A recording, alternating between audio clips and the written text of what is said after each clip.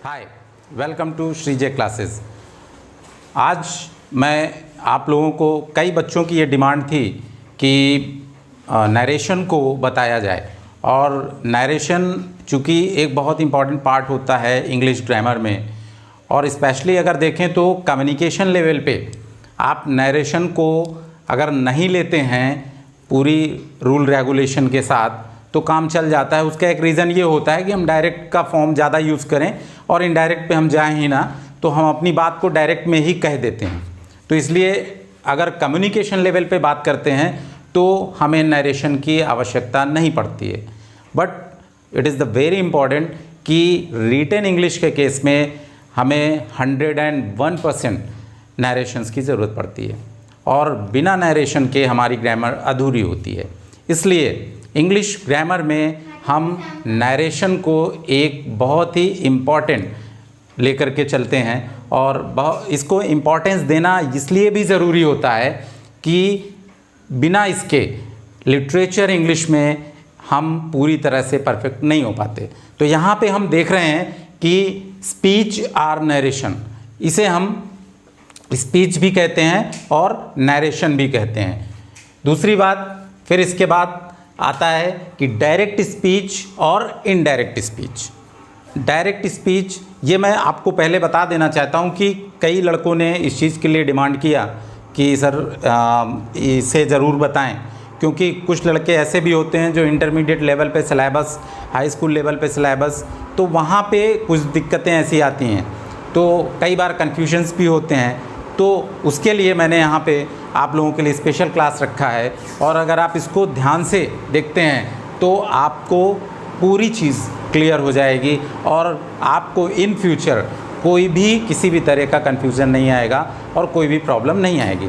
तो इसे हम शुरू से देखेंगे, क्योंकि कुछ लोग हैं जो कि थोड़ा बहुत पढ़ के रखते हैं और उसके बाद उन्हें कन्फ्यूजन होता है।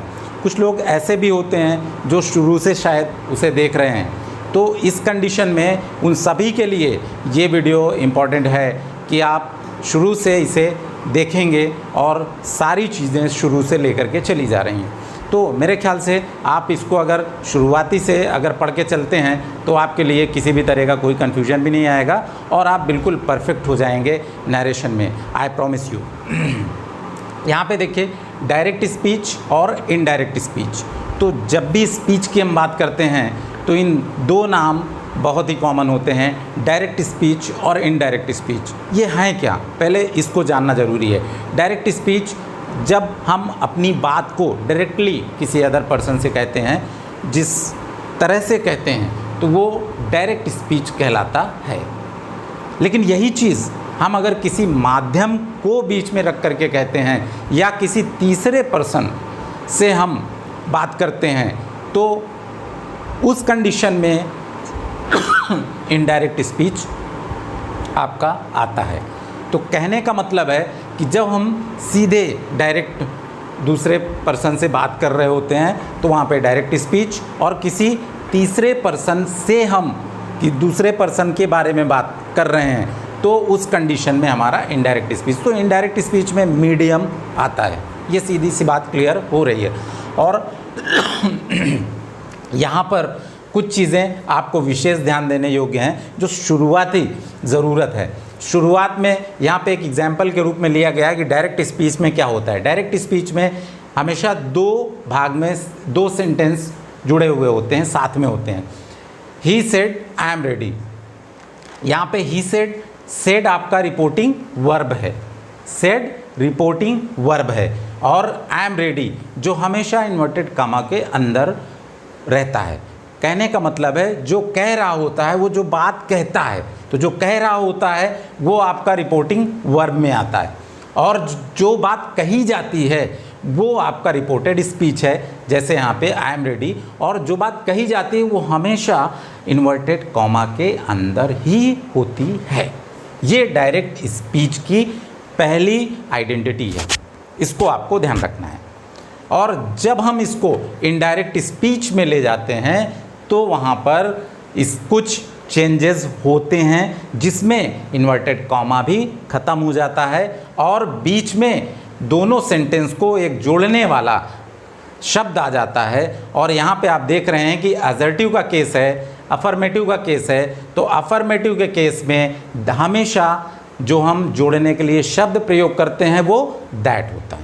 तो इसकी बात और आगे हम चेंजेस कैसे करते हैं, कुछ जनरल रूल्स हैं, कुछ स्पेशल रूल्स हैं, उनको हम अलग अलग लेकर के और डिफ़ाइन भी करेंगे और उसको एक एक करके समझते जाएंगे विद एग्जाम्पल। लेकिन यहाँ पे हमने सबसे पहले आपको डायरेक्ट स्पीच और इनडायरेक्ट स्पीच बताने की कोशिश किया, जो आपको समझ में आ गया। और रिपोर्टिंग वर्ब और रिपोर्टेड स्पीच, ये दो चीज़ें क्लियर हो गई। अब आते हैं हम जनरल रूल्स में। General rules direct into indirect speech. जब हम डायरेक्ट से इनडायरेक्ट बनाते हैं तो उस केस में जो जनरल रूल्स होते हैं वो क्या क्या हैं वो देखने की ज़रूरत है, और बहुत ही इंपॉर्टेंट है यहाँ पे change of person, second change of tense, third change of other parts of speech. तो अब ये तीनों पॉइंट्स को हम अलग अलग लेकर के क्लियर कर लेंगे।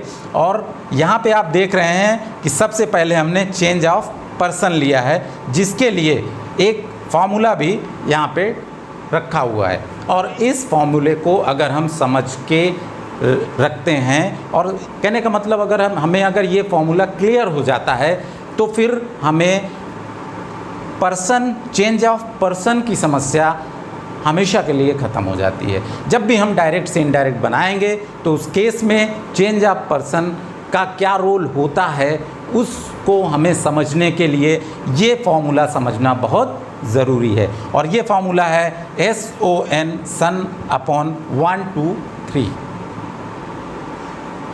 S for subject, O for object, N for no change. तो यहाँ पे आपको एक चीज़ और जानने की ज़रूरत है कि 1 2 3 ये क्या है, फर्स्ट पर्सन, सेकंड पर्सन और थर्ड पर्सन। फर्स्ट पर्सन में कौन कौन से सब्जेक्ट आते हैं, I और V फर्स्ट पर्सन में आते हैं। सेकंड पर्सन में आपका you आता है। थर्ड पर्सन में ही, सी, इट और नेम और बाकी प्लूरल सब्जेक्ट्स जो होते हैं वो आते हैं थर्ड पर्सन।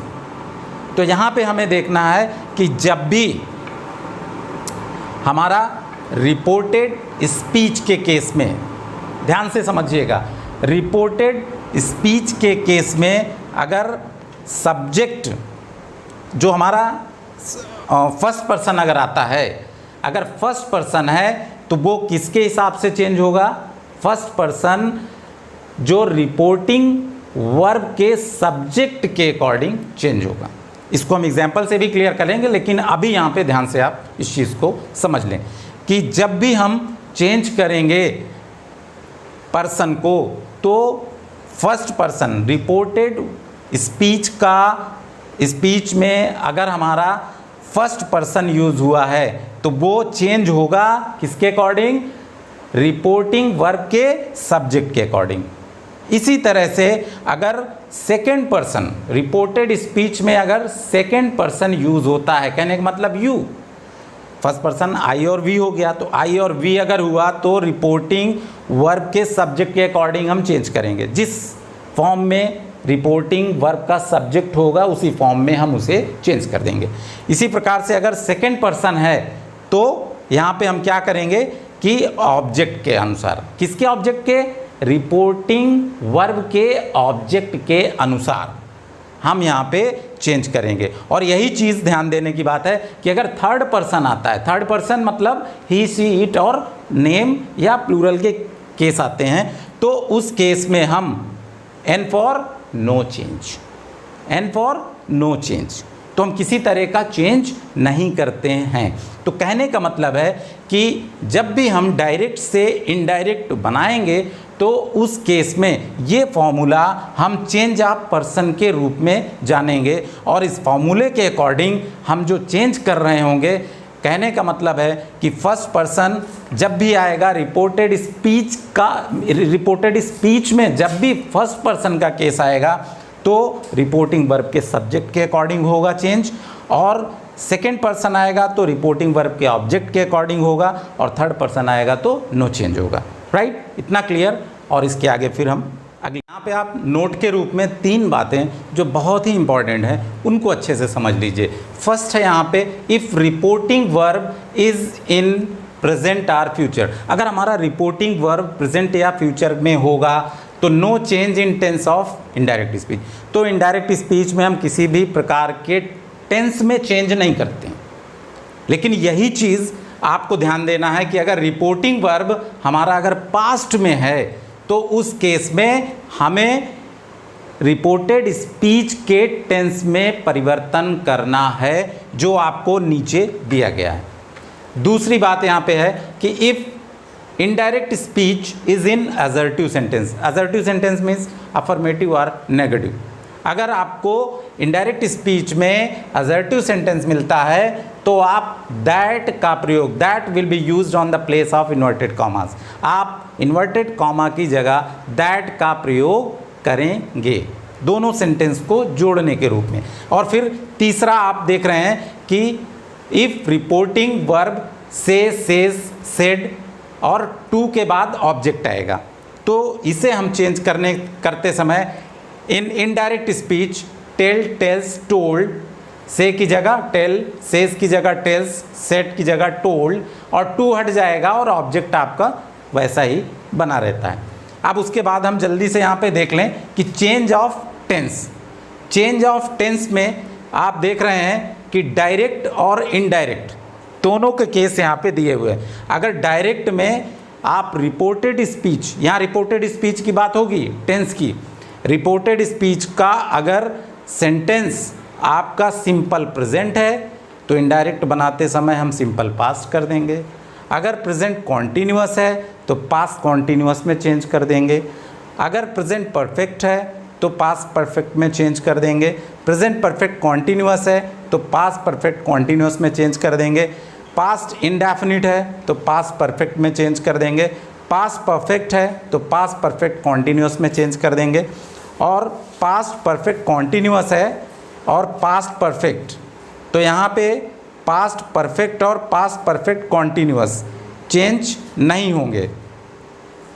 और शैल या विल अगर आता है तो शुड और वुड का में चेंज हो जाएंगे। और कैन या मे आता है तो कुड या माइट में चेंज हो जाएंगे। आप यहाँ पे देख रहे हैं कि पास्ट इनडेफिनिट जो है ये आपका पास्ट कॉन्टीन्यूअस है।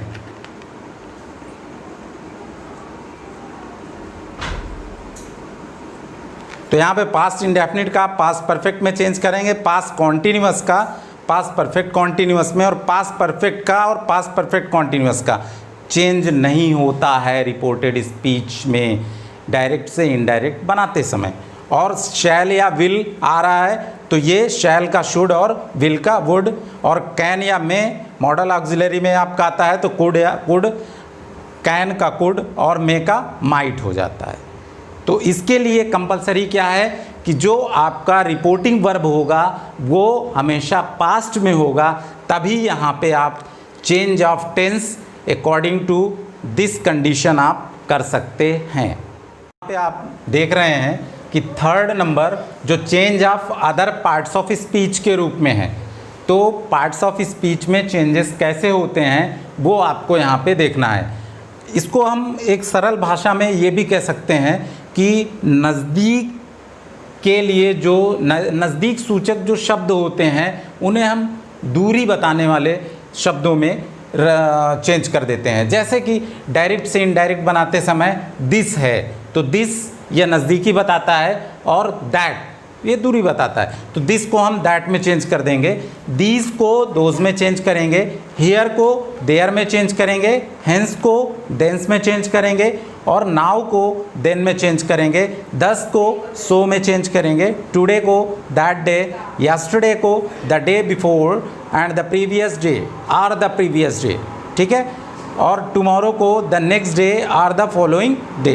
तो इस तरह से हम चेंजेस करते हैं। तो नज़दीक के शब्दों को दूरी सूचक वाले, दूरी बताने वाले शब्दों में चेंज कर देते हैं। ये थर्ड आपका change of other parts of speech, या ये सारे चेंजेस आपके जनरल चेंजेस में हैं। अब यहाँ पे ये ध्यान देने वाली बात है कि स्पेशल चेंजेस हम अलग से कंडीशनल लेंगे, लेकिन यहाँ पे जो जनरल चेंजेस हैं वो हम अभी लेकर के चल रहे हैं और उन्हीं के आधार पे हम डायरेक्ट इनडायरेक्ट को अभी क्लियर कर रहे हैं। और यहाँ पे नोट के रूप में एक बहुत ही इम्पॉर्टेंट आपको या ये भी याद रखना है कि यूनिवर्सल ट्रुथ, जब भी हमारा रिपोर्टेड स्पीच यूनिवर्सल ट्रुथ के रूप में आएगा, कहने का मतलब है जिस सेंटेंस से ये क्लियर हो कि हमेशा सत्य होने वाली बात, यूनिवर्सल ट्रुथ का मतलब सीधा सा है, तो उसमें हम कभी भी there will be no change in tenses. Universal truth के केस में हम रिपोर्टेड स्पीच के टेंस में किसी भी प्रकार का चेंज नहीं करते हैं। एक एग्जाम्पल के रूप में मैंने यहाँ पे समझाने की भी कोशिश की है। The teacher said the earth is round, the teacher said that the earth is round, that आप यहाँ पे कंजंक्शन के रूप में यूज़ कर दिए। यहाँ पे सेकेंड एग्जाम्पल आप देख रहे हैं, he said this is mine. अब यहाँ पे जितने रूल्स बताए गए हैं उनको हम यहाँ पे फॉलो करते हैं। तो ही सेड, यहाँ पे हमने ही सेड कर दिया। दैट असर्टिव का केस है, ये this is mine reported speech, ये आपका असर्टिव केस है। तो असर्टिव के केस में यहाँ पे हम दैट का प्रयोग करेंगे इन्वर्टेड कॉमा हटा करके, और उसके बाद दिस को यहाँ पे देखिए दैट में चेंज करेंगे, और यहाँ पे सिंपल प्रेजेंट का मैटर है, इज एम आर का यूज़ है, तो ये सिंपल पास्ट हो जाएगा, वॉज वर में चेंज हो जाएगा। तो हमने दैट वॉज माइन, ठीक है। तो ये हमने यहाँ पे एक एग्जाम्पल भी करके दिखाया। अब that was his, one second,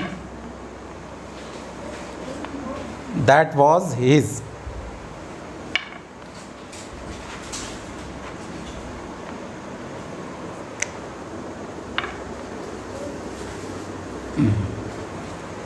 he said that. यहाँ पे ये दो एग्जाम्पल आपके बहुत इंपॉर्टेंट हैं, और जिसमें अभी तक की जितनी बताई हुई चीज़ें हैं वो लगभग यूज़ हो रही हैं। अब इसके लिए हम बहुत सारे अलग से भी असर्टिव के सेंटेंसेस जिनमें रिपोर्टेड स्पीच के केस में आए, उन्हें हम ले करके एग्जाम्पल के तौर पर बहुत सारे प्रैक्टिस करके और इसे और अच्छे से कंफर्म कर सकते हैं। तो प्रैक्टिस तो ज़रूरी है ही है, और वो प्रैक्टिस आपको खुद भी करनी होगी, और ये प्रैक्टिस जब आप अच्छे से कर लेंगे तो फिर आपको कोई किसी प्रकार की दिक्कत नहीं आएगी। और इसके आगे की जो कंडीशंस हैं अलग से और स्पेशल रूल्स हैं, उन according to the sentences of reported speech हम आगे नेक्स्ट वीडियो में रखेंगे, क्योंकि ये लंबा वीडियो हो जाएगा और जिसके कारण कुछ दिक्कतें आ सकती हैं। तो इसलिए हम इसके आगे का जो पार्ट होगा, पार्ट 1 के रूप में ये होगा आपका डायरेक्ट इनडायरेक्ट, और पार्ट 2 के रूप में हम आगे की सारी बातें रखेंगे, जिसे आप अच्छे से क्लियर कर सकते हैं। और मैं समझता हूँ कि ये चीज़ें पूरे एग्जाम्पल के थ्रू क्लियर हो जाती हैं। Thank you.